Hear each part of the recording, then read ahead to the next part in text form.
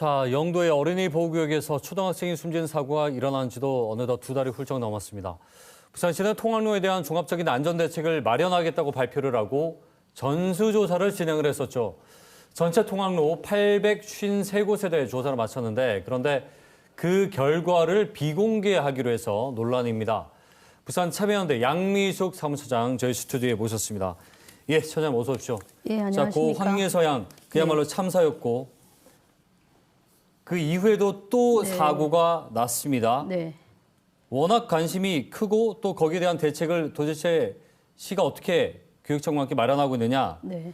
이런 상황에서 비공개 결정이 났단 말이에요. 이해가 안 가신 분들이 꽤나 있을 것 같아요. 어떻게 된 겁니까? 일단 스쿨존 사고 현황을 좀 먼저 살펴봐야 할 것 같습니다. 스쿨존 사고가 저희가 알고 있기는 4월 28일 청학동 영도의 사고와 네네. 그리고 6월 21일 북구 초등학교 사고만 알고 있지 않습니까? 근데 4월 28일, 3일 지난 5월 1일에 반송동에서 또다시 사고가 발생했습니다. 그랬어요. 해운대고요. 해운대고 그래서 70대 노인이 사망을 하셨습니다. 또 그리고 6월도 지금 21일만 나와 있지 않습니까? 네. 근데 6월 24일 또 해운대구 우동에서 또 60대 여성이 자동차에 치여서 또 사망하는 사고가 발생했습니다. 그러니까 4월 이후로 벌써 4건의 사고가 발생했다고 할 수 있습니다. 그렇군요. 지금 6월 21일, 그러니까 황예서양 이후에 그 교사가 중상 입은 사건 말고도 지금 물론 언론 보도가 있었던 부분도 있었겠지만 그렇죠. 어린이하고 이제 학생하고 교사에 대해서는 집중 보도가 있었는데 그렇죠. 노인들 2분이 어르신 2명이 또 사망하는 사고가 있었는데도 불구하고 이거는 좀 아직 언론에 많이 회자는 안 되었습니다. 이렇게 예의주시하고 있는 상황에서 지금 연달아 매달 사고가 났다는 맞습니다. 거지. 거의 매달 그런 상황에서 2번입니다. 그러면 이제 어디가 정말 위험하고 아닌지를 뭐 알아야 맞습니다. 더 조심할 테고 또 민간 영역에서도 대처를 할 텐데 일단 전수조사 결과에 대해서 정보공개 청구를 참여연대 측에서도 했죠. 저희가 이제 정보 공개 청구하는 상황에 언론 보도가 이제 공개 못한다 하는데 저희가 6월 23일 알고 계시는 것처럼 5월에 부산시가 16개 구군 어린이 보호구역 안전실태 전수조사 및 고위험 통학로 조사에 대해서 저희가 정보 공개를 청구했고 7월 4일 지난주입니다. 비공개 결과를 받았고요. 그 비공개 이유는 공공기관의 정보 공개에 관한 법률 제9조 1항 5조에 따라서 내부 검토 중인 사항에 대해서는 공개될 경우 업무의 공정한 수행에 현저한 지장을 초래할 가능성이 있다는 이유로 비공개했고요. 그럼 부산시는 법은 그런 근거고 부산시는 뭐라고 했냐면 이런 조사가 공개됐을 경우에 예산 편성, 공사 설계 발주 등 정책 결정을 하는 후속 단계의 외부의 부당한 압력 혹은 분쟁이 휘말릴 상황이 초래될 수 있다고 했는데 이런 단어를 쓰는 게 정말로 좀 의아스러운 건 그럼 지금까지 정책을 입안하고 계획하고 추진할 때 부당한 압력을 부산시가 그대로 받아들였다는 건지 그것을 인정하는 건지 아니면 지역 주민과 학부모, 교사들의 의견을 부당한 압력으로 간주한다는 건지 사실 이해할 수 없는 답변입니다. 자, 분쟁이 휘말릴 수 있다. 또 그리고 부산시가 현실적인 이유 중에 하나가 뭐 말씀하신 대로 민원. 이걸 수도 있는데 이게 지금 그 민원이 지금 이거의 본질이 될 수 있다고 보십니까? 근데 스쿨존과 같은 이런 정책들은 민원을 적극적으로 받아야 되는 정책이라고 생각합니다. 왜냐하면 그 지역에 사는 그리고 그 위험한 통학로를 자주 다니시는 분들의 의견을 다양하게 접해야 되고 그리고 그런 의견 속에서 또 다니시다 보면 어떤 대책이 수렴해야 될지 의견도 나오실 거 아닙니까? 근데 그렇게 해야 되는 건데 지금 부산시가 뭐 다양한 여러 정책도 협치와 소통을 안 하고 있는데 지금 이 스쿨존마저도 이러고 있는 상황이 사실 안타까운 상황이고요. 근데 민원을 잘 들어야 된다. 지역 주민의 의견을 들어야 된다는 사례가 2가지가 있습니다. 영도 초등학교 사고 났을 때 그전부터 CCTV를 설치해달라고 했었고요.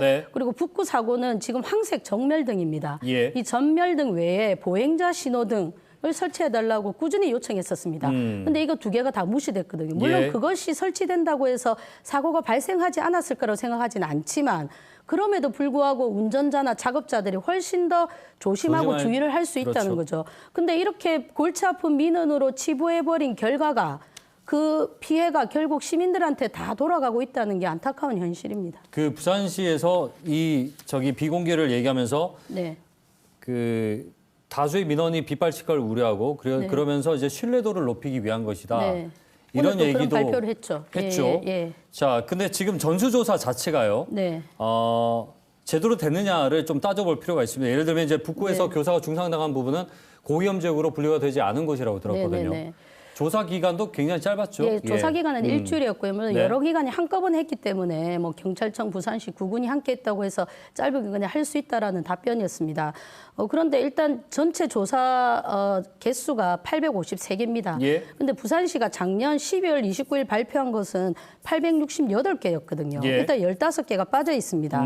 그리고 북구의 경우 고위험 지역이 4곳인데 이번 사고는 빠졌습니다. 물론 이런 곳이 빠졌고 숫자가 좀 누락됐다고 해서 전수조사가 믿을 수 없다는 건 아니지만 이걸 공개함으로써 그리고 이렇게 통학로 조사 고위험이 되는 근거와 기준을 제대로 밝혀야지 예. 제대로 된 대책이 나왔는지 시민들이 검증할 수 있지 않습니까? 그렇죠, 전문가들도. 그렇죠. 근데 이런 걸 하지 못하는 상황에서 어떻게 제대로 조사가 되었는지 그리고 대책이 알맞게 수립되었는지 전혀 알 수 없게 지금 깜깜이로 진행하고 알겠습니다. 있다는 게 좀 문제인 것 교통이나 같습니다. 특히나 이제 안전관리 영역이라는 네네. 것은 저 차장님께서 아까 말씀하신 대로 사용자 입장에서 들여다볼 거 아닙니까? 네네. 아무리 전문가들이 붙어도 예, 맞습니다. 사용자들이 느끼었을 때 시민들이 위험하다고 느낀 건 그렇죠. 충분히 예. 있을 수 있는데 예. 왜 이런 부분에 대해서 목소리를 덜 듣고 있는지 모르겠네요.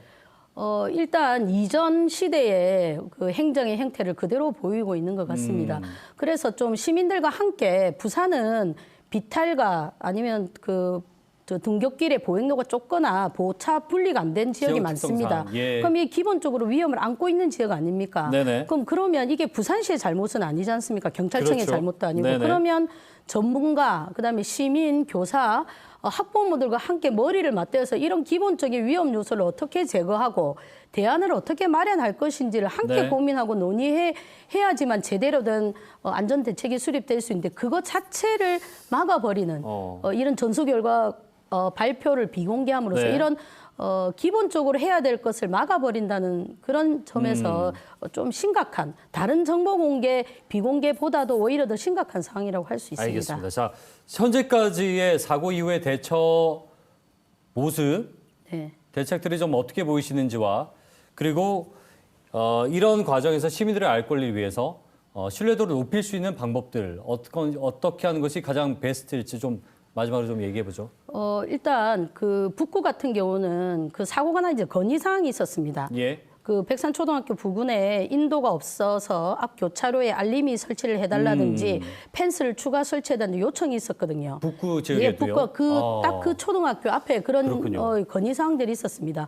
그리고 사고가 나기 전에도 보행 신호를 해달라는데 항상 젊은들은 계속 유지했거든요. 근데 사고가 나고 난 다음에도 또 요구를 하니 지금은 적색 전멸 등은 가능하나 보행 신호는 불가능하다고 하거든요. 그 이유가 교통 흐름과 관련이 있다고 하는데 그러면 교통 흐름이 어린이 안전이나 어린이의 사망보다 더 소중하다는 거죠.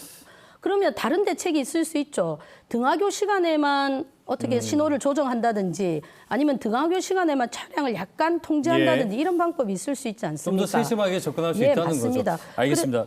저 처음에 마지막으로 짧게요. 네. 만약에 부산시의 지금 비공개 결정에서 공개를 유도할 수 있는 또는 강제적으로 할 수 있는 방법은 없습니까?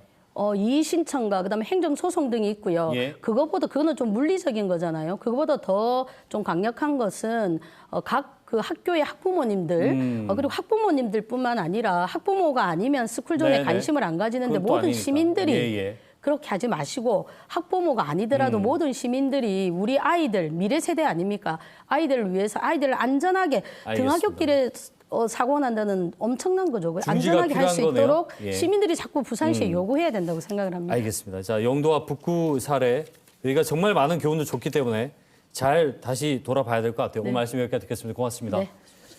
부산 참여연대 양미숙 사무처장과 함께 얘기 나눠봤습니다.